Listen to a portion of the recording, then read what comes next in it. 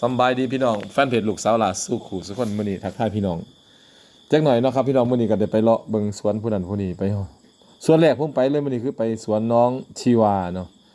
น้องไสหลาที่เฮ็ดงานอยู่ในหม่องเดียวกันเนาะไปเบิ่งเรากำลังแต่งกิ่งตัดแต่งกิ่งทุเรียน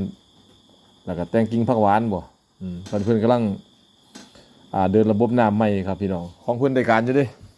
แต่ก่อนเพิ่นว่าโอ้ยขึ้นน้ำเป็นชั่วโมงก็บ่แล้วเพิ่นว่าเดี๋ยวนี้ขึ้นน้ำแค่ครึ่งชั่วโมงก็เสร็จแล้วแต่ว่าผมบ่ได้ขอสังเกตแนวหนึงเนาะเพิ่นปลูกผักหวานเพิ่นปลูกผักหวานตามร่องของทุเรียนนะพี่น้องโอ้งามแฮงเลยครับตอนนี้ได้ผลผลิตแล้ว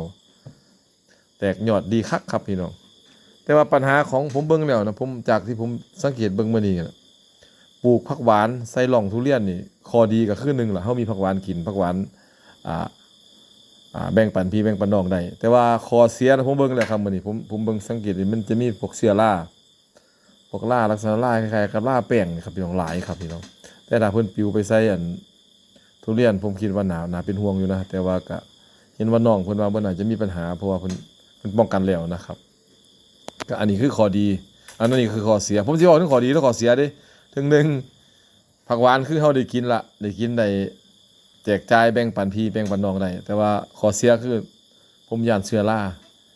ผักหวานนี่เป็นผักที่เนื้อมันแซ่บเนาะมันก็พวกแมงจีนู่นแมงไหม้นอนต่างๆก็น่าจะหลายเนาะก็คล้ายๆกับผมคิดว่ามันอาจจะเป็นตัวที่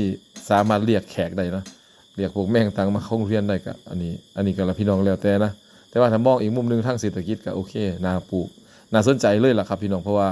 กว่าทุเรียนจะเป็นหมากได้ก็ยังน้อยๆก็4 ปีขึ้นแล้วครับพี่น้องครับน้องเขาก็ถือว่าประสบความสำเร็จในระดับหนึ่งในการปลูกทุเรียนเนาะก็ดีใจนำเพิ่นครับก็ตอนนี้ทุเรียนเพิ่นก็รู้สึกว่าจะงามอีหลีครับแต่ว่าผมก็บ่ค่อยได้ถ่ายคลิปวิดีโอให้พี่น้องเบิ่งดอกก็เดี๋ยวสิเอาภาพเป็นสไลด์ให้พี่น้องเบิ่งแค่นี้แหละครับพี่น้องก็สุดท้ายนี่ก็คือสิพอส่ำนี้ฮักแพงแบ่งปันคือเก่าสำบายดีสุขุสุขสวัสดีครับ